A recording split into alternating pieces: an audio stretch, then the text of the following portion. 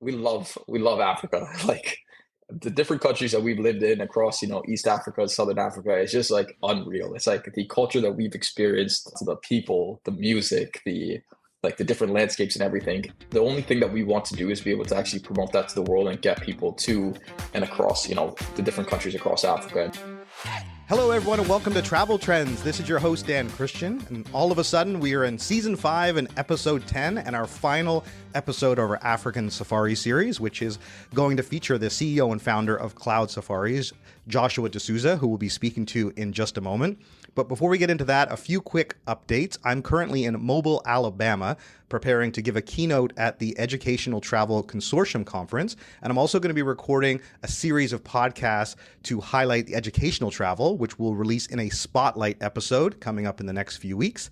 And we also shot a spotlight episode at ITB in Berlin with the Focusrite team to highlight their plans for Focusrite Europe in Barcelona in June, where all of our listeners can get an additional €100 discount. Check out our website for more information there. And then one of the other really exciting developments over the last couple of weeks is that we posted for a marketing coordinator. Literally a week ago, and we've had more than 800 submissions.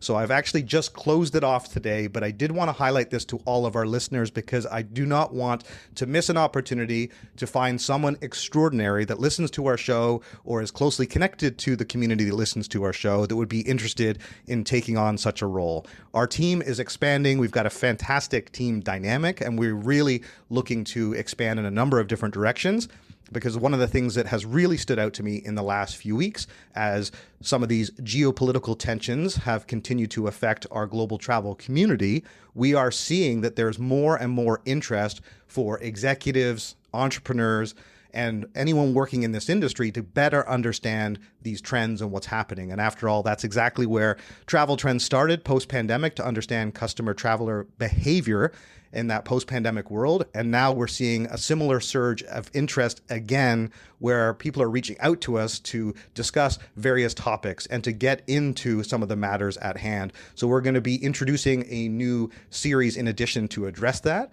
And part of that is having this marketing coordinator on board to assist our growing team with all the initiatives we have underway. So if you or someone you know is interested in joining Travel Trends, have them reach out to hello@traveltrendspodcast.com, and we'll be sure to review and come back to them. And hopefully we'll make a final decision on this role within the next week. But even if you're listening to that afterwards, then please, by all means, feel free to reach out to us, because our intention will be to continue to expand and always looking for amazing people. We'll be right back. Hey, travel publishers and content creators. If you're searching for a fresh way to boost your revenue, then look no further than our friends at Stay22. Their AI-powered solutions work seamlessly in the background, adding an extra stream of revenue without altering any of your site's setup. In 2024 alone, their tools have powered more than 2 billion pages and helped their partners generate more than $500 million in GMV. It's time for you to join successful partner programs like Matador Network and Weatherbug and elevate your earnings today. Just go to stay22.com/traveltrends and you will get details on an exclusive offer just for Travel Trends listeners. That's stay22.com/traveltrends. Our longtime listeners will be very familiar with TravelAI.com, one of our sponsors from the very beginning. They've sponsored the last 2 seasons and also our AI Summit. You might actually remember they were recently featured in Season 4, the 2 co-founders, John Leotier and Chris Jensen, live from Focusrite, where they shared how their innovative use of AI is reshaping the travel industry. If you missed it, we highly recommend going back to hear their inspiring story of building one of the fastest growing, profitable AI companies in travel, entirely bootstrapped. Travel AI is revolutionizing the industry by blending AI-powered efficiency with personalized, human-centered travel experiences. From micro-segmentation to tailored travel solutions, their mission is to enhance every traveler's journey while setting the pace for travel's future. Here's how you can join the exciting mission. If you or someone you know in tech or AI is looking for a new career that combines innovation and impact, then head to travelai.com or follow them on LinkedIn to explore more opportunities. They are growing fast. Thanks again for your continued support. And now, back to the show. Let's turn our attention to African safaris and this final episode we have in store for you. I hope you've enjoyed this entire series, starting with Sherwin from African Travel and Ian from Wilderness, and then Cliff from Savannah Tours. Now, Cliff D'Souza, of course, is Joshua's uncle. And I think that actually provides good context for today's conversation, given that I've had the opportunity to meet Joshua a few times in person.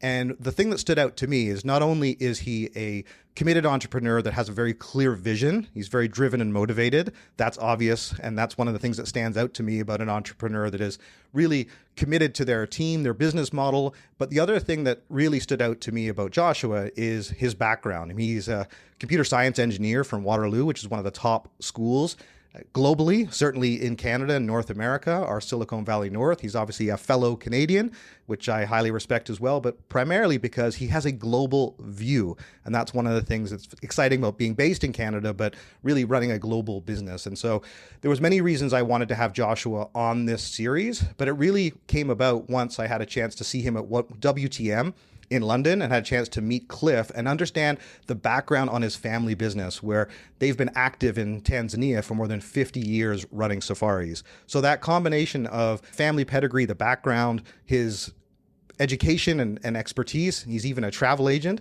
and him and his team are very committed to building out a B2B platform for partners to be able to better sell African safaris, and they're leveraging a significant amount of AI technology to be able to do that. So for more information, be sure to check out cloudsafaris.com.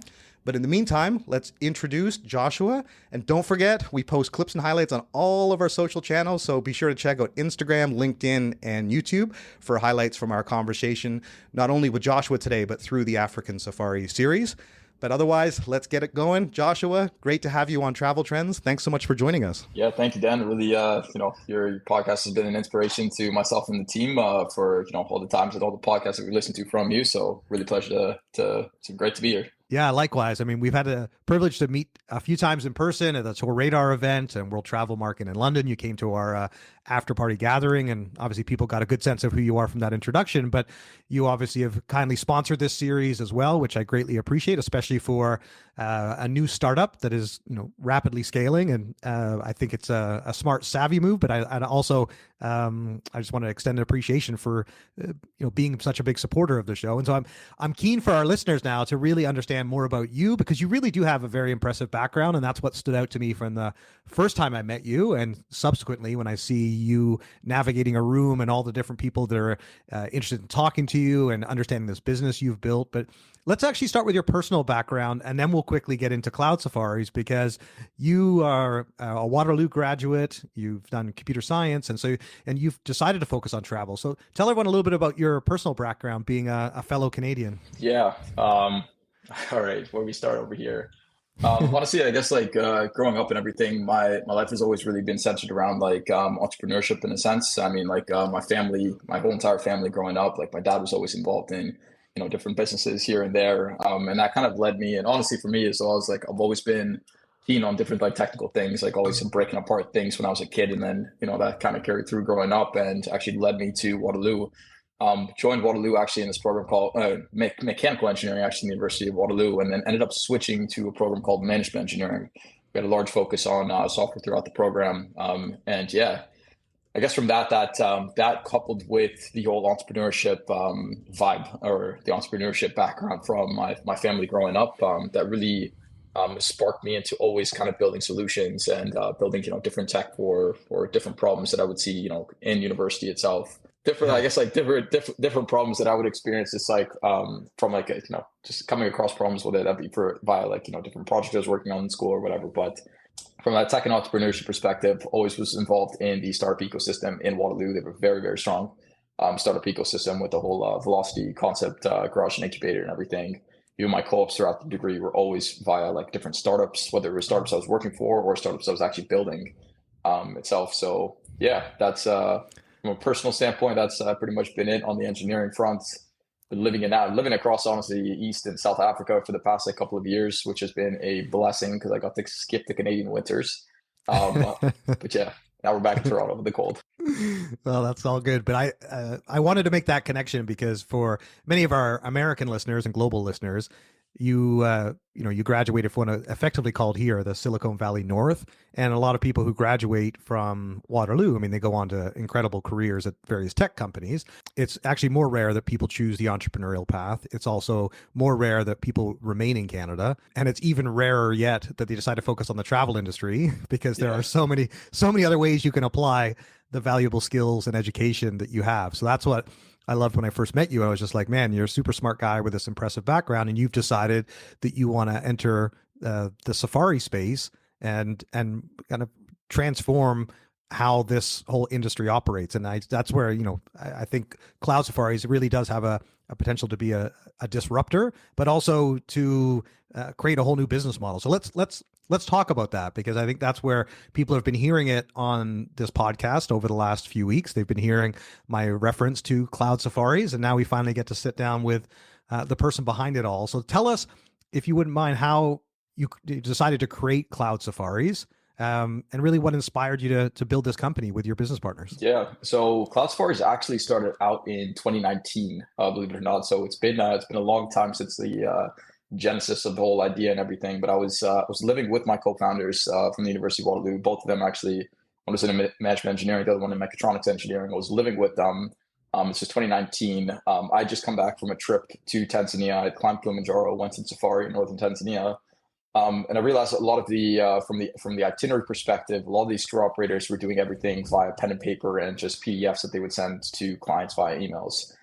So we actually built the first version of CloudSafaris as a SaaS service to these local tour operators. We built an entire system for them to have an automated quote that they would get back to a customer. And because we were honestly just like, I don't know, engineering grads at the time, like we were very we over optimized, and we're making like building out models to create like itineraries in a very, very complex way, which is like honestly too much of an overkill. But anyways, that's how it first started off. We sold that SaaS service to a couple tour operators in East Africa. And then obviously this is actually when, 2020 beginning, it was like COVID hit. No one really had money across the region to spend on the service. And, especially a lot of these tour operators and the local hotels and lodges in the area are all kind of like mom and pop shop businesses.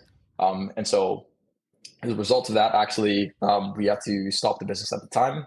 And then in 2022, I went back on ground to Tanzania with my co-founder, and we spent, 6 months living in Tanzania, literally just exploring the region, living with the local tour operators, just understanding really what the problems were, past the whole basis of the itinerary creation software that we initially built. And that's when we really dove deep into the problem. When it comes down to the operational side of things for a local tour operator is very, very, very manual. When it comes down to receiving a request from either a travel agent or a traveler, if it's like 4 adults and 2 children, or two adults and 2 children, to look across a PDF to check what the pricing is for those people to stay on a given at a given hotel on a given night, emailing those hotels to check for availability, and that whole process goes back and forth until the travel agent or traveler, maybe they want to change one date for the trip, and that spins up that entire process again. And so we really dove deep into the problem in 2022. In 2023, we actually ended up doing like a soft launch for our product. Things went quite well, and I guess the basis of that was then automating a lot of the pricing and availability for building out trips in Tanzania. That was 2023. Last year, 2024, things were going really well. Over a couple months after our launch, we had moved back on ground to Kenya. And then we ended up raising a pre-seed round with a couple of investors, one in Canada, one in Tanzania, and one in the US. And yeah, we've been building and growing ever since, which has been amazing. Yeah. Well, tell us also the branding, because when we first met at that Tour Radar event, and we'd been in touch before, of course, but it was the first time we had a chance to meet in person. And I was asking you then I had my understanding of where I figured the name came from, CloudSafaris, but I'd love for you to be able to share that with our audience. So tell us, I guess, where that brand came from and what it is intended to represent. Yeah, so I guess safaris is kind of a given, just by the word itself and the nature of like how it relates to the travel business we were building. But safaris is actually in Swahili means trip or journey. And so that's actually the root of that word itself. But the cloud basis was actually just on a front of us being engineers and us building tech. It was like the pair between tech and safaris. So putting that together to build a solution for people. And honestly, the other side of thing from a cloud standpoint was just putting everything in like a dreamlike state, just like being on cloud nine. So honestly, all the times that we've been out on safari in Kenya, Tanzania, even out in like Rwanda, Uganda, it's always been in a dream-like state, to be honest. There's nothing like experiencing Serengeti like sunrise or sunset. It's a whole other different experience. Yeah, no, I really, really like the branding. So that's why I wanted to highlight that. And I guess that's where getting into then, well, cloud safaris, what do you guys do? And so again, some people have maybe heard that over the last couple of weeks on the show and with kind of the summary that I've been sharing. But again, now they get to hear it from you. So tell everyone, how does cloud safaris work? Like, and how do you actually work with local safari companies, and maybe even if you wouldn't mind just kind of walking us through the process of aggregating these safari packages. So essentially, as just an overview of what we do at Cloud Safaris, we make it super simple for travelers, travel agents, or travel companies to sell safaris in sub-Saharan Africa. So literally within the span of seconds, you're able to actually get a trip with accurate pricing and availability based on the travelers that are coming in for a trip and like the requests that you want. We're able to actually piece together trips in the span of seconds, and this is like on the basis of our systems actually doing all the work.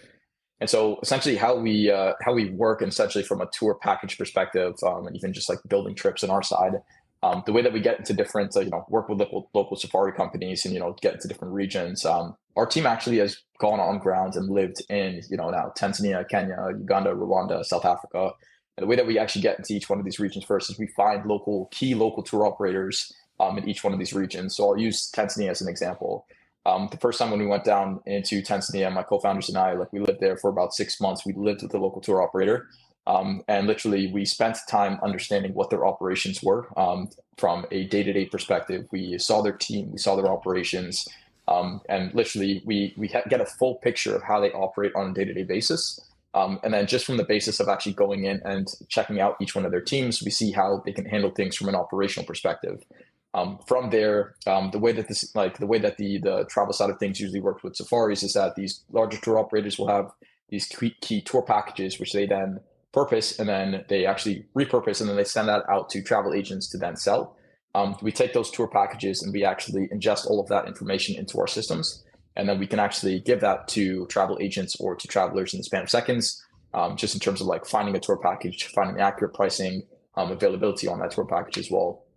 So that's like the first layer. And so said Tanzania initially and how we lived with the local tour operator for a bit, but getting into Kenya as an example, we found key tour operators that we wanted to work with in Kenya. We worked with them for quite a number of weeks. We went to go see their teams in person, honestly, interviewing a lot of the different team members, interviewing the co-founders of those local tour operating companies to understand how they are as people and the way that they operate. We take their tour packages, we ingest all of that information into our system, and then a key part of our process, we actually understand then the nuances of how they actually put a trip together. So when a custom request comes in, how is it that they actually piece together a trip? And then we code all of that logic into our system, and then we're able to actually give that out to travel agents and travelers. Yeah, it's interesting because I want to ask you a bit about that too, like the B2B and B2C model. But just in terms of the product that you're aggregating, one of the things that I know many travelers to Africa, including myself before I had been, I never saw Africa as a destination that you could travel independently. And so, and that's one of the reasons why people do book safaris, and oftentimes people are not, there's usually a perception of it being kind of luxury because of the cost of, being on safari. And so there's kind of two ways to travel in Africa. You can either travel really economically and stay for an extended period of time. But if you need to only have a week, you're going to have to pay a premium to get where you need to go and stay at more luxurious lodging. And I know Africa is changing in many, many positive ways. And one of the things I certainly look forward to, just, speaking to someone like Charles Shima, who runs Tourifique, is that trying to open up Africa to people that might actually just fly to Rwanda and then decide from there if they're going to do a day tour, like how people travel in Europe today. So I look forward to seeing that start to develop. And obviously, I think that your solution will kind of lend itself in that direction. But I guess where I'm going with my question, Josh, is that one of the reasons that people are hesitant to travel independently is their comfort level of traveling in a destination, and the quality of the suppliers is always paramount. And so, and it doesn't matter where in the world you are, that applies everywhere. But certainly with Africa, people want to know sure that these people have been vetted. Like, am I going to get a great safari experience? So tell us a little bit how you actually approach ensuring, I guess, the quality and authenticity of the experiences as you bring on more providers to the platform.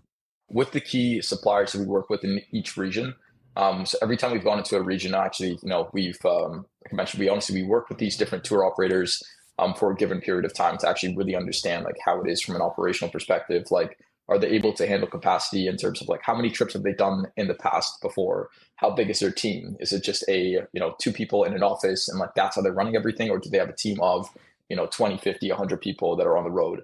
One of the key things, do they actually own their own Safari vehicles? Do they have a shop where they can actually service their own Safari vehicles? Or is it that they're sub-hiring from a different company? And like those key things actually make a big difference because they let you understand like how you can actually work with the tour operator and the basis of like, are these tour operators actually responsible in terms of taking care of their own vehicles, making sure that they have proper guides that are coming in to actually drive the vehicles? Because at the end of the day, they own the vehicles. They want good people to actually drive the cars. And so from that standpoint, it's like us coming in, understanding from an operational perspective, if there's a minimum threshold for these operators to handle, just in terms of like their team size, the Safari vehicles that they have and everything, if it's in-house or if it's sub-hired. And then further to that, one of the big things that we actually do is we make sure that we as a team go on a trip with each one of these operators. And so we'll typically go on a trip out in the bush, and we don't go from a perspective of it, we're enjoying the safari, but it's more of just like, hey, we're getting into safari territory. How is this guide now interacting with us? Like, if there's any problem that happens, like how is the guide handling this problem? If there's a breakdown when we're on safari, like what is the guide saying to us? How we actually manage, like how are things being managed when we go about doing this? Is the guide responsible, or is he now is he doing things doing things essentially from our request that he ends up just fulfilling because we end up being like the travel agents in a sense in the car? Or is he actually being responsible and telling us like, hey, like this is not actually what we do around here, like we need to do things in a certain way? Anyways, the basis of that, it's again just working with the tour operators, understanding how their teams work, seeing how big their teams are, if they own their own vehicles, and then honestly just going on trips with these local operators. And then from the basis as well, it's just like we also, as CloudSafaris as a team, like we do have our B2B side of things where we make it very easy for travel companies and travel agents to go on trips. But we also do have like some customers who come in directly through the CloudSafaris brand, and this is where we get a good basis of like understanding of like how to work with these different tour operators on ground and how they actually respond back to us, even if it's on these like ad hoc basis. We'll be right back. Hey travelers, are you looking to book your next adventure? Then you have to meet our good friends at Flight Center, the travel-obsessed experts ready to make your next dream trip a reality. For over 40 years, they've been opening up the world to travelers from the UK, Australia, New Zealand, and now Flight Center Canada is celebrating an incredible milestone: 30 years of helping Canadians explore the globe. From their first store in Vancouver in 1995 to becoming the official travel agency partner of the Toronto Raptors this year, they've been at the forefront of delivering travel experiences. At Flight Center, travel is more than a passion. It's their expertise. From flights and accommodations to cruises and tours and even business travel, they handle it all. Whether it's crafting a tailor-made trip or tackling group bookings, they've got you covered. Plus, with exclusive perks like their new Bundle and Save, $500 on tour and cruise packages, there's never been a better time to plan your getaway. From the smallest getaways to the biggest bucket list trips, your travel goals are just a call or a click away. Visit flightcenter.ca/travel trends to explore the latest deals, learn about emerging travel trends, and start planning your next trip. Have you dreamed of seeing the Big Five up close or immersing yourself in the culture and beauty of Africa? With Colette, your dream safari is closer than you think. Since 1993, Colette has been crafting unforgettable safari experiences, ensuring every detail is expertly designed. From game drives and breathtaking water activities to meeting locals in their own communities, Colette safaris go way beyond just wildlife. They stay in hand-picked lodges and camps perfectly situated near parks and reserves, and they minimize one-night stays so you can enjoy 2 or 3 nights in each location, giving you ample time to unwind and connect. Whether you're an avid adventurer or a first-time explorer, a travel advisor, or a traveler listening to this podcast, they offer more than just a safari. It's a once-in-a-lifetime experience shaped by a team of passionate travel experts. Start your safari adventure today. Visit gocolette.com to learn more and discover a trip that is perfectly tailored for you. Explore, experience Colette. Check out gocolette.com. In today's fast-paced travel industry, businesses face constant challenges, keeping up with new technologies, meeting ever-evolving customer expectations, and promoting products effectively. The real struggle? Managing it all in-house. That's where travel tech steps in to transform your business. With over 25 years of experience, TravelTech is one of the most trusted names in travel technology, offering tailored solutions to fit your unique needs. They make it easy to create seamless, bookable websites, manage and promote products, and automate everyday tasks, giving your team more time to focus on what matters most, your customers. Plus, TravelTech is the go-to name in cruise technology with cutting-edge solutions for tour operators as well. Plus, TravelTech has just launched Tech Talk, a new podcast for travel professionals by travel professionals.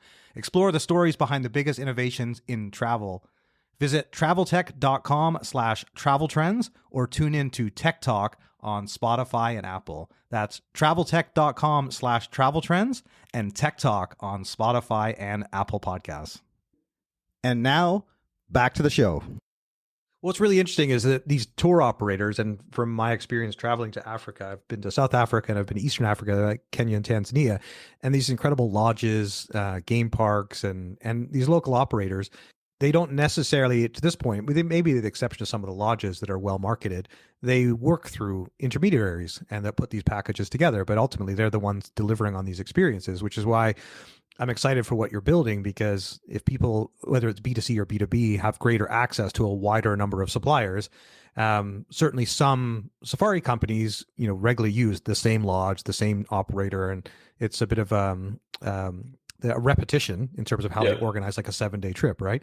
And so I like the variety and the fact you're going to be able to surface more. So, but tell us a little bit about how you're approaching B2C versus B2B and how you see CloudSafaris growing. Is it your intention to be channel agnostic? Do you want to grow both channels? I guess where are you prioritizing your efforts now, and where do you think the business will initially really kind of start to grow? So we are going to be prioritizing B2B, but I want to actually, sorry, I want to backtrack and touch on some of the points that you actually mentioned. So one of the things you mentioned earlier on was like, if you travel to Africa, like different countries within Africa, and you can stay, and if you stay for an extended period of time, things become a lot more affordable. But like going on a shorter period for 1 week, things end up being like, more premium. So actually touching on that point, we have actually seen like the opposite. A safari really is just how expensive that you want to make it. Really, you can stay at different like very budget properties, or you could stay at very luxurious properties. You can have a private safari, or you can actually have join a group and go on a trip itself. Like some of the most affordable packages and trips that we have on our site are actually group departures. They're 4 or 5 day trips in Kenya, and they start at a cost of around like 900 USD per person, which is like a great experience for even like a solo traveler coming in who is like has this perception of like, hey, like I'm going to spend a lot of money, traveling to Kenya, Tanzania, but it's like you don't actually have to spend that much of money going on safari. Like you can pick certain different regions that you want to go to. You can have these shorter trips, join different groups, and actually have a very affordable safari experience. And not that you're even staying on like a campsite, but you'll actually stay in proper hotels and lodges on your safari journey itself. So that was one of the things that we actually wanted to break, like from that perspective of like safaris are not actually that expensive. Like when I posted a lot of these videos initially on Instagram doing cost comparisons of like flying and traveling to New York for a week versus going on safari in Kenya. And it was like, even including the international flights, it was like the safari in Kenya ends up being like, it was like $100 or $200 more for like a private safari essentially. And so, just like from a cost perspective, it was like looking at things from that. We did a lot of comparisons on that front. But anyways, that was touching on that period. And this is also where the configuration of our business and how it's distributed. Obviously, you have margins at different levels, and so a typical safari is at least $2,500, but it can easily be $5,000. So like a couple, like it's like a $10,000 trip. And so actually, what you're pointing out is really important, especially for the younger generation that may think that safari is something you have to wait till you're retired to do.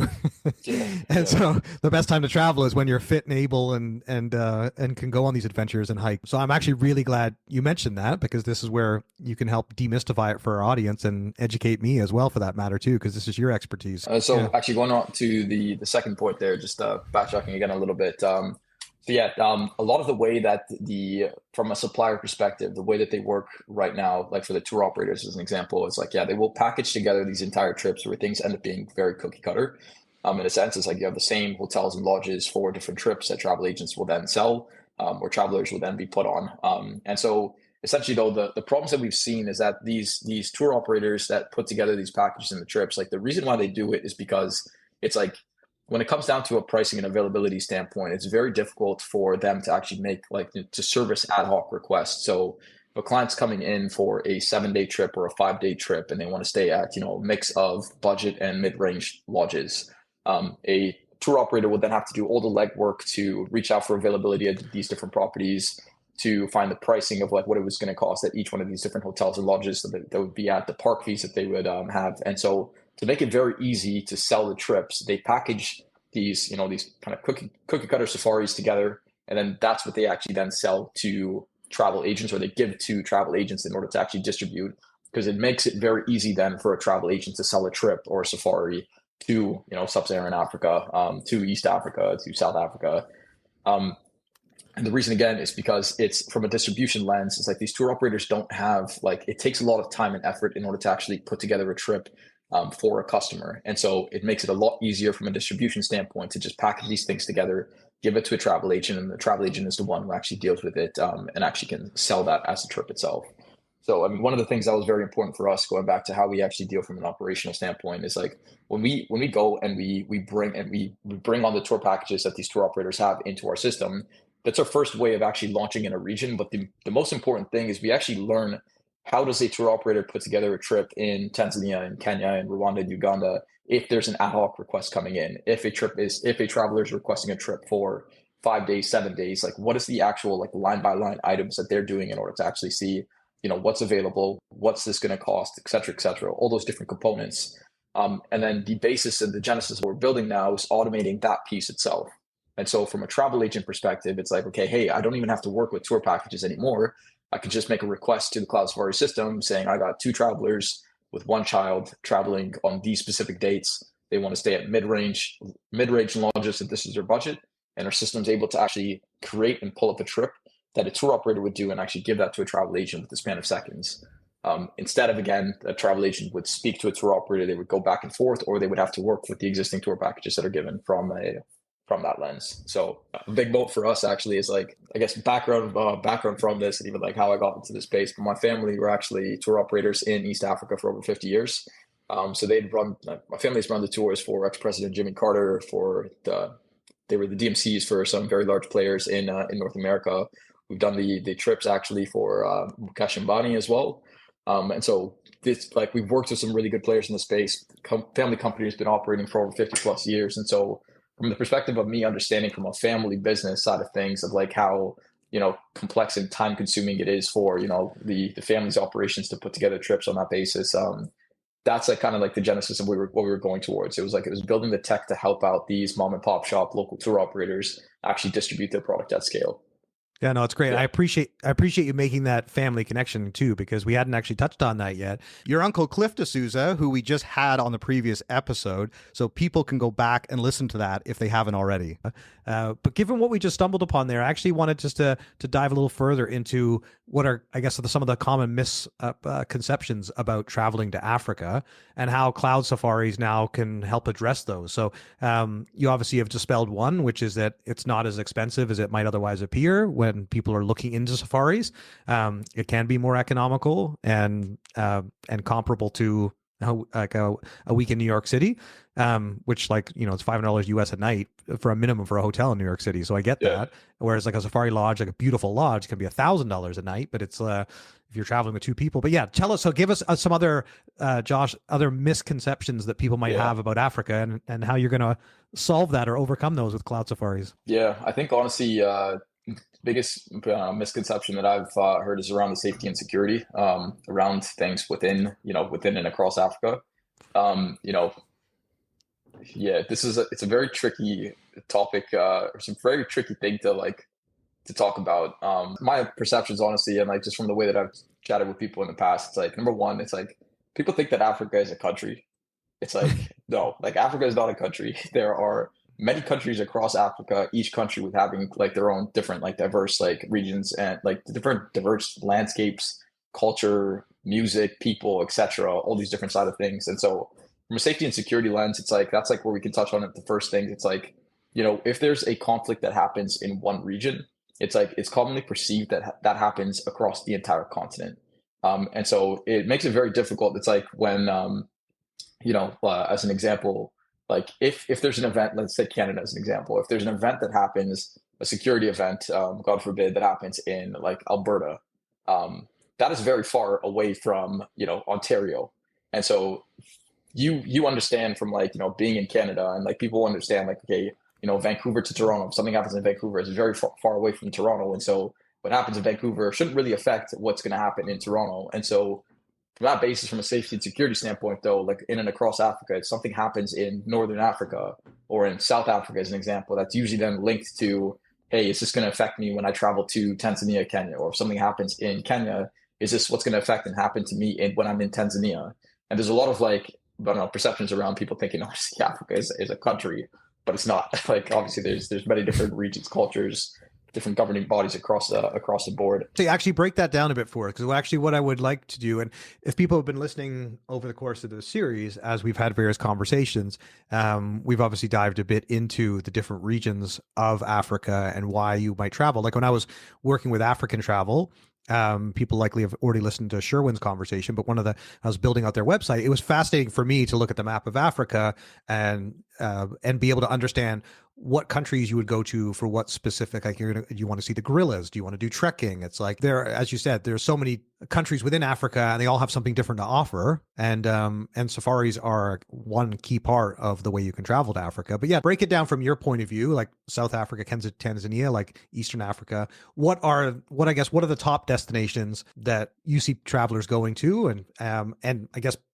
part of my question would be, with CloudSafaris, is the intention to broaden that? So I'd say the top three, I guess, safari parks that people will actually be at will be honestly Kruger National Park. Then you have the Serengeti, and the Masai Mara. So you got South Africa there, Tanzania, Kenya. Those are pretty much like the three. Those are pretty much the three parks that people will tend to go to. The Masai Mara has become very, very famous across Kenya, just honestly because it's very accessible to get to Kenya. Like the flight connections getting into Nairobi are very easy, coming in from wherever you are across the world. But in comparison, honestly, the Masai Mara is actually part of like essentially like the Serengeti. Like they're part of the same. The Masai Mara and the Serengeti are part of like the same ecosystem. But when you look at it on the map, actually, the Masai Mara is a very fractional size compared to the Serengeti itself. But those end up being like I guess like some of the three biggest like regions or parks that people end up going towards. And every time we have like a traveler request coming in, whether that's from like one of the different travel companies we work with, the travel agent, the traveler, there's always a basis of like, hey, like I want to see the Great Migration across the Serengeti or the Masai Mara. And so those end up being like I guess some of the most popular destinations that we've seen. Yeah, I think from the basis of how we're building right now, it's like we really are trying to build that connectivity across these different across the region itself. It's like we look at Tanzania as an example. One of my favorite parks actually in Tanzania is this park called Mkomazi National Park. And that's actually it's pretty much like, it's on the drive from like Arusha to Tanga, which is like, I guess, northeast Tanzania itself. But it ends up being one of my favorite parks because it's one of the actual like untapped parks of the region. There's a lot to see. There's a rhino project actually at the park itself. And so you can actually go up to these rhinos like very, very up close. They have wild dogs in this park as well too, which is like very cool experience. But it ends up being like a very like untapped region. And so it's like, people come on safari and they think that, you just have to see these main parks, whether that be like the Ngorongoro Crater, the Serengeti. But a part of like our mission at CloudSafaris is to expand across the board so we can offer these different regions, different parks and places that people can go to. So let's talk about that too, because one of the things I always ask whenever I'm looking at different travel companies, and it was always such a big part of my role working within travel brands, is really understanding your USPs and your unique selling proposition and how do you stand out from the competition. And you being a startup entrepreneur, obviously, all too well about, trying to, what problem do you solve? And how does why does CloudSafaris exist? And how is it going to be successful? Like, what is it that you're solving that others aren't? So I'd like, if you wouldn't mind, I'm sure you have this in a pitch deck somewhere, but, and likely very top of mind, is like, what do you see that's going to set CloudSafaris apart from other safari companies or travel platforms that are in the market?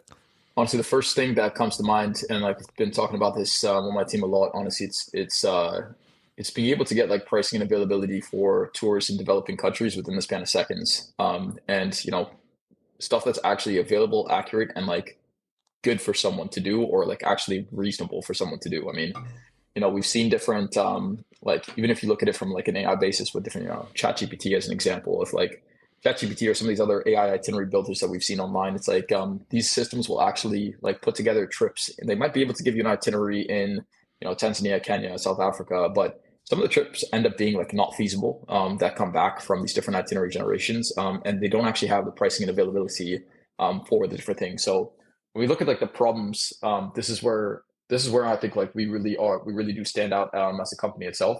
At CloudSafaris, what we really are building is a data layer on top of the entire a data layer on top of the like the local tour operators in these developing regions. So a big moat is that a lot of these different players, like even big travel companies, companies that are selling safaris right now, it's like it's all on the basis of existing the tour packages from these different regions itself. And so one of the things that we're building that gives us a really big advantage is that we build systems for local tour operators to actually use. So we take a lot of their availability and a lot of their processes and we put that all online, which gives us a really big, strong advantage, to be honest, because we can now actually give the ability for travelers or travel agents to tap into these systems and get data back in the span of seconds. And data that's not just, hey, like we're giving you back like this random hotel in like the middle of Tanzania that like, you won't be able to actually access, but this is a hotel now that's actually part of an itinerary that you can actually access via this and this route. This is how much it's going to cost, and it's available for these given dates. And so yeah, that's like I think like when I think about from our strongest moat, it's really is that data layer that we are building on top of like the different tour operators in these developing regions. We're bringing them all online. We're giving them the ability to do what they do best, which is operate trips, and we are taking on that whole like sales and distribution leg for them. Yeah, it's amazing as we sit here together in 2025, and certainly people listening to this is like just understanding how much of the travel industry is still not digitized or connected to be able to be booked, and so there's still a massive opportunity, and that's what excited me. As I came to learn more about what your business and what you're building. And I guess to go back to the B2B versus B2C or the combination of both, you mentioned that you're going to focus initially on B2B to start scaling this business. Yeah. But is the intention also to work direct with customers? And I guess how are you going to strike that balance as you build out CloudSafaris? To be honest, our focus is just on B2B right now. We started off doing a lot of B2C side of things, but I think we have a lot of value that we can provide to a lot of these different travel companies and travel players in the space. I mean, our best thing that we do is like we have this entire data layer that we're building on top of these these local tour operators. And we can actually distribute that out to many different players in order to actually use. And like our whole thing is like at the end of the day, it's like, and we love Africa. Like the different countries that we've lived in across, East Africa, Southern Africa, it's just like unreal. It's like the culture that we've experienced from, like the culture when it comes down to the people, the music, the different landscapes and everything. The only thing that we want to do is be able to actually promote that to the world and get people to and across, the different countries across Africa. And so for us right now, it's like we are primarily focused on the B2B side of things. B2C is not in the time horizon for us currently right now. We are operating trips if people do come in, but that's more on like a word of mouth basis on that front. But our whole thing is give these bigger travel companies, to these larger travel agencies, the opportunity in the systems to actually sell, safaris and trips across sub-Saharan Africa to their travelers in the span of like seconds in an instant. In terms of growing the business, B2B, how are you marketing yourselves and getting the word out about CloudSafaris to work with various partners? Obviously, being on this podcast is a great way to do that, because this is a B2B podcast after all, so it makes perfect sense. But yeah, tell us some of the other ways you're marketing CloudSafaris. Yeah, I think a big part of us actually was all the conferences that we've been to over the past couple of months. I've been blessed to be able to meet with some really big players across the space. Across like different travel agencies, different travel companies. And so honestly, having that one-on-one personal connections at these, conferences, like, going to even like Skift to New York, going to Focusrite, meeting these people like in person has been a big blessing to us, to be honest. Our strategy has really primarily revolved around that.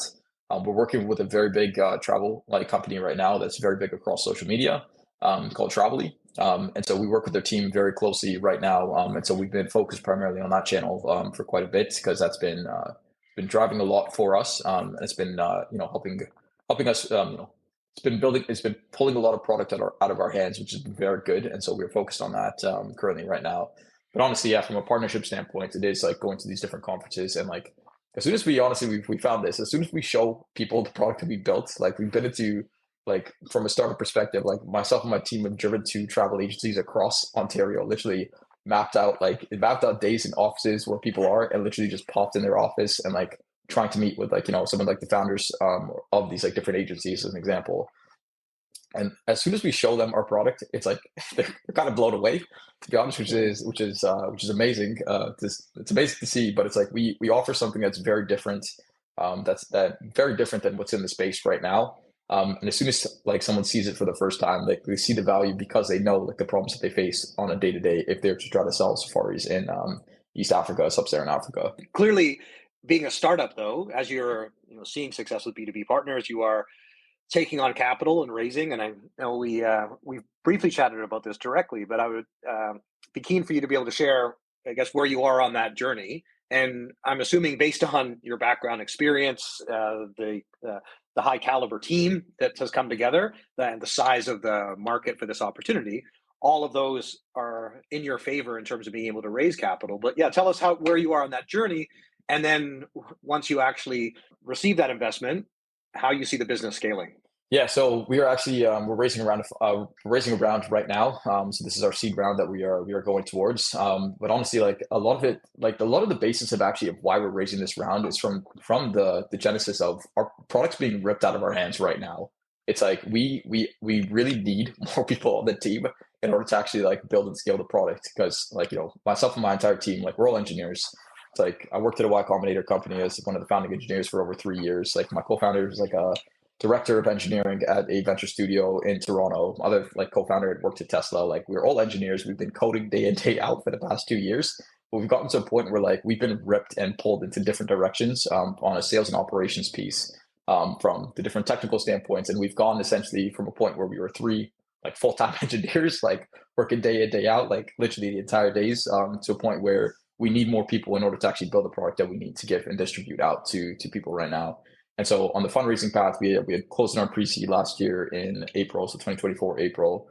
We're at a point right now where we are raising more money currently. Right now, it's actually me flying back from Tanzania literally 2 days ago, was to come to Toronto to meet meet an investor in Toronto over here that we've been speaking with for the past couple of months. And so we have a strong lead on that, which is great. And we have a lot more in the pipeline coming in on that perspective. But anyways, on that front too, it's like from the standpoint of like product just being ripped out of our hands right now, we've even gotten to the point where we've been interviewing people across the board right now for ready engineering and operational roles. And so my co-founder, our CTO, has literally done like 7 interviews with engineers yesterday, and we're at a point where we are ready just to hire to bring someone on. And so yeah, essentially that's where we're at right now. We are raising a round. We'd love. If anyone is very interested in the African travel tech space, we would love to chat with anyone on that front. But it's from the basis of like we're not just raising the money to raise money right now. It's like we need to build and grow because products getting ripped out of our hands, and people want to go to Africa. A lot of people. Yeah, it's an exciting time for you and the team, and I guess that's where from my takeaway from that, clearly, obviously, you've invested in the tech, but there needs to be more to build out the platform. You need to increase the resources to build out the team that can actually service all of these accounts. So, like B2B sales, and then I guess the bigger picture for you. I mean, this is like current reality. I have every confidence that you and the team are going to be successful. There's certainly people that you meet on your journey. Michael Litt was one of those. Michael Litt, who runs Vidyard. Many years ago, him and I invited him to speak on a panel at Canada 3.0 in Waterloo. And he had just got back. We did Y Combinator, and they had settled on Vidyard as their main business. And this is now 15 years ago. And he's one of the most successful Canadian entrepreneurs and a graduate of engineering from Waterloo, much like yourself. But he decided to stay in Canada. He did a brief stint in California, but came back to found this company and run this company. And he's an amazing success story. So I guess I say that to you, that I had a similar sense in meeting you, and I'm sure other investors and even people listening to this will feel quite similar, like someone who's driven, motivated, smart, capable, and Matt Zito, who was on our Investing in Travel podcast, he was highlighting the first thing that they look at is the team. Like, it's just like, it's all team at the beginning. It's like, so if you invest in the team and you see there's a market opportunity, there's a lot of stuff you need to figure out on the way. So I'd love to just take like 3 steps forward or 4 steps forward for that matter, and actually think about what the bright future for cloud safaris could look like in 3 years or 5 years. So obviously things will change, but tell us how you envision cloud safaris growing into, especially as the tourism industry evolves. Like, what is your long-term vision for this company? Spoken about this with the team so much, honestly, in the past couple of months. The basis of what we're building right now and what we're heading towards is we are really building an AI tour operator. And so we're automating a lot of the back and forth processes that a tour operator typically has with a travel agent or a traveler. And we're doing this for developing regions. And so essentially the vision when it comes down to, the 5-year plan, as an example, it's like, yeah, we want to get across Africa completely. Being able to build that data layer for the tour operator so we can offer that AI tour operator experience to different travel corporations. But honestly, we've seen this problem not even in East Africa, Southern Africa, but we've seen this problem even in countries like Venezuela, as an example. We've been looking at India, Nepal. And so essentially our whole moat is that with the tech that we're building right now, it's like we're starting with Africa right now because we know Africa, like we know East Africa best. That was the best place to be in, obviously, from the family background and everything, just to operate and get going. But from a 5-year perspective, it's even expanding outside of Africa into, looking into different continents to see how we can make, travel to these developing countries a lot more accessible to travelers, travel agents, etc. Within the next, I guess, like shorter term, like year, again, just growing our team so we can actually build out the product. We are hiring across the board for engineering roles right now in Canada. So Canadian engineers, yes, let's support the Canadians. But we're actually on an operational basis. We've been hiring for operational roles in East Africa right now. So we've actually have someone that will be onboarding in Tanzania soon. We'll be right back. Did you know that over 20% of people who purchase a ticket will upgrade to a refundable option when given the choice?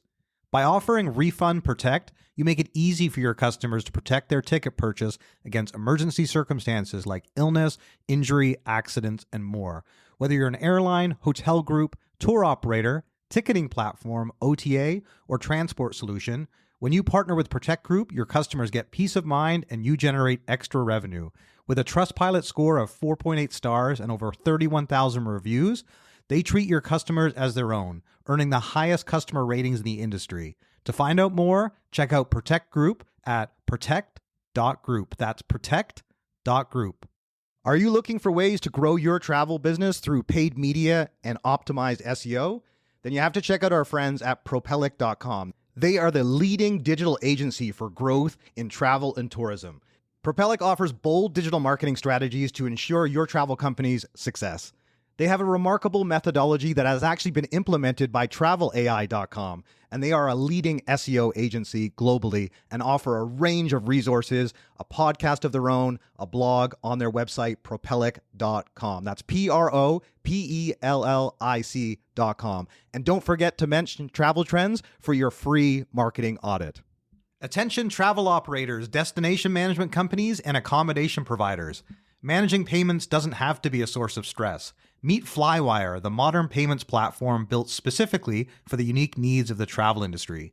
With Flywire, you can collect payments from travelers worldwide with ease. Enjoy faster payouts in your preferred currency, reduce payment fees, and offer your guests flexible, localized payment options they're familiar with. Not only does Flywire simplify your operations, but it also helps elevate your guest experience and boost your bottom line. That means you can stop worrying about payments and focus on what you do best, creating unforgettable travel experiences. Discover how Flywire can help your business save time, save money, and deliver truly seamless transactions. Visit flywire.com/travel trends to learn more. That's flywire.com/travel trends. And now, back to the show. A couple other questions for you, and I want to make sure is one of the things that we actually capture everyone's imagination is traveling to Africa. So one of the things I wanted to ask you is why you think people should prioritize Africa as their next travel destination.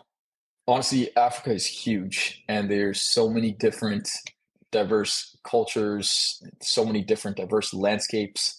You look at Tanzania with the landscapes of, Ngorongoro Crater, Serengeti, going out to Zanzibar even. Then you look at Kenya with the different, you look at Nairobi as a city, just being super developed, easily accessible to get around.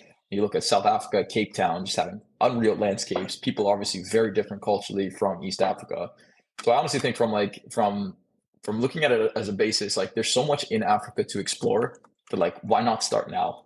It's like, you could go on a trip to Tanzania, Kenya right now, go back, do another trip, go out to Rwanda, like experience like what it is from like the developments in Kigali itself, go out guerrilla trekking, go down, go back home, then come back to South Africa. It's like, if you look at even like Europe, there's so many different cultures across the different countries across Europe. And it's like people know Europe. I mean, making that assumption, but essentially there's so many different cultures across that board, but that same experience you have is in Africa as well, and so from that standpoint, honestly, it's like Africa's huge, huge continent. There's 54 countries across the region, like across the continent itself. It's like, why not start now? Like, there's so many different cool things to explore. Even outside of a safari like standpoint, there's like go on your safari, but stay in the different like major cities pre and post the safari to like understand what it is to like actually live there, to be to be embraced as like a local, or as like just like to feel and experience that local experience. Like do other things that even like are outside the safari experience, because there's a lot to explore there. I fell in love with it. I'll be going back there like consistently now.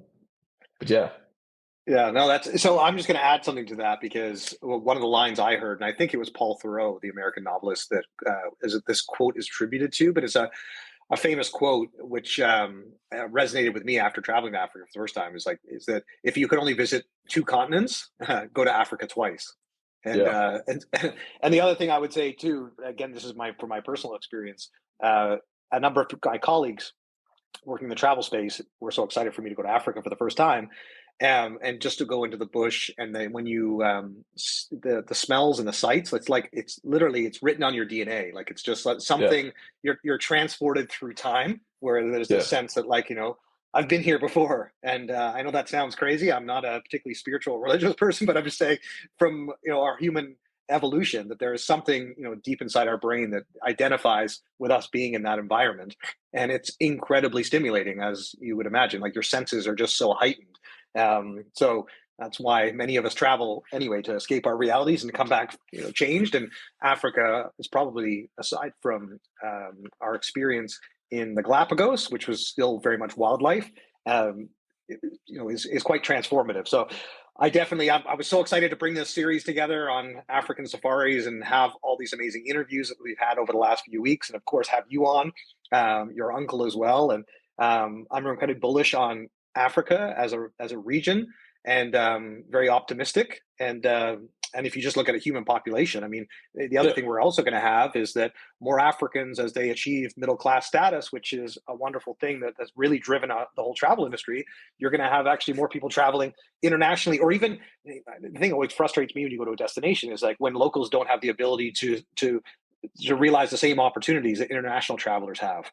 And countries trying to address that. So even being able to make sure that locals have the opportunity to go on these safaris and to be able to experience their own country in their own backyard. So, there's so much opportunity in this space, Josh. But leave us with a couple of things that everyone should be paying attention to, if you wouldn't mind. Like, first thing, I guess, would be for anyone who's planning their first safari experience, any last bit of advice you might have for them. And then tell us a little bit more about how people can follow you, connect with you, find out more about CloudSafaris, and track your journey. Yeah, for sure. So I guess, just on the safari note, just a couple things on that. We'll take it back to the misconception side of things. Safaris don't have to be expensive. Like you could have a very affordable and like really great experience, like being in, the bush in the Serengeti National Park, like seeing that sundown, like, having your gin and tonic or, some other drink, just watching the sunset with like, the people that you love around you. And tell everyone, actually, you raised something important there that people learn. Why do people drink gin and tonic on a safari? So I believe this is, I mean, the story's probably been changed multiple times, but I believe the reason why people actually started gin and tonic is actually as a thing is tonic itself. It's made with an ingredient which is actually the same medication for malaria. And so there was actually these people were in the bush, and every night they would actually go down, watch the sunset, and they would be drinking gin and tonics because the tonic water had that ingredient to actually, help with malaria. And so that's kind of how the whole sundowner concept started. It's like go watch the sunset, have a drink in the bush, have your gin and tonic, you get bitten by a mosquito. It's like that gin and tonic will definitely help. So Yeah, that's exactly what the idea of trying to avoid mosquito bites while you're yeah, there. Like, not that it's a major issue anyway, but no matter what, if it does or it doesn't, because some people are going to be like, oh no, like science says it doesn't. But anyway, no matter what, it's a great way to finish the day is to have a yeah, nice strong gin and 100%. tonic. So, Exactly. Yeah, no matter what, it's a good story. And yeah, it'll make the sunset appear just that much more glorious, and you just chill out and relax. But yeah, it's the quinine, I guess, from the tonic water yeah, that they yeah, thought could help with malaria. But yes, anyway, back to yeah. your wrap up. Yeah, yeah. And honestly, yeah, from a safari perspective, yeah, it's just, safaris don't have to be expensive. You can have a really great trip. A really great trip at a very affordable like price point. I would say, if you're going on safari and you're staying in these regions, do something pre or post the safari where you're staying in one of these major cities for a period of time, whether that be Nairobi, Dar es Salaam, Kigali, like experience a little bit more of like what it is to, go out and just like get a drink or just to have a dinner outside in some of like the local settings, and you'll start to see it as a place where it's not just about like the safaris and these destinations. There's more to it to explore, and also literally just once you go on your first safari, it's like you'll want to come back to Africa for more. Whether that's gorilla trekking the next time, going out to the winery regions in Cape Town and like Stellenbosch area, like or going to see the beautiful landscapes out in Namibia where the desert meets the ocean. It's like go one time and I promise you're gonna fall in love with it. Like you'll fall in love with the people, you'll fall in love with the landscapes.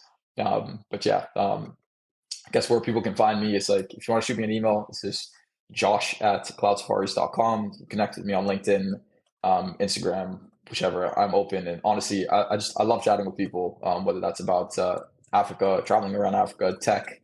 Yeah, I'm open to conversations.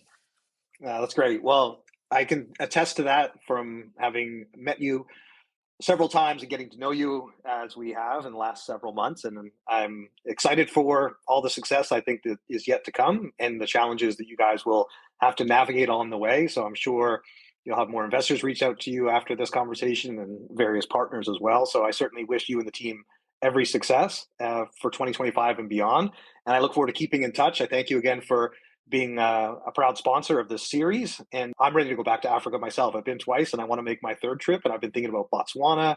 I realized, and I want to go to Rwanda as well after speaking to Charles. I'm glad we address those misperceptions because there's so much to be explored. It's much safer than people realize. The infrastructure is there. Obviously, the people are wonderful. And it's just like, it's such an extraordinary experience. So definitely don't delay on planning an African safari trip. And check out what Josh and the team are building at CloudSafaris to work with him, partner with him. But yeah, thanks again, Josh, and we'll look forward to keeping in touch. Thank you, Dan. Really appreciate it. And in Tanzania, we say "karibu sana," which means you're very welcome. We will gladly host you wherever that may be. In Tanzania, Kenya, Rwanda, Uganda, South Africa. Make sure you come out there. We'll have our gin and tonics in the bush. Thanks so much for joining us on this latest episode of Travel Trends. I hope you've enjoyed the entire African Safari series as much as I have. It was great to close off this conversation with Joshua D'Souza from CloudSafaris. I just wanted to say thanks again to Josh and the team for sponsoring this African Safari series.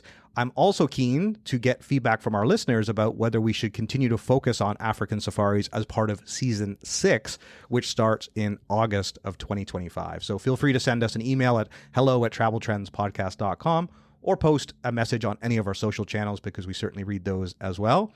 We actually have a 2-part series coming up focusing on rail travel next, which is a category of travel I also love. I can't get enough of those great rail vacations TV shows.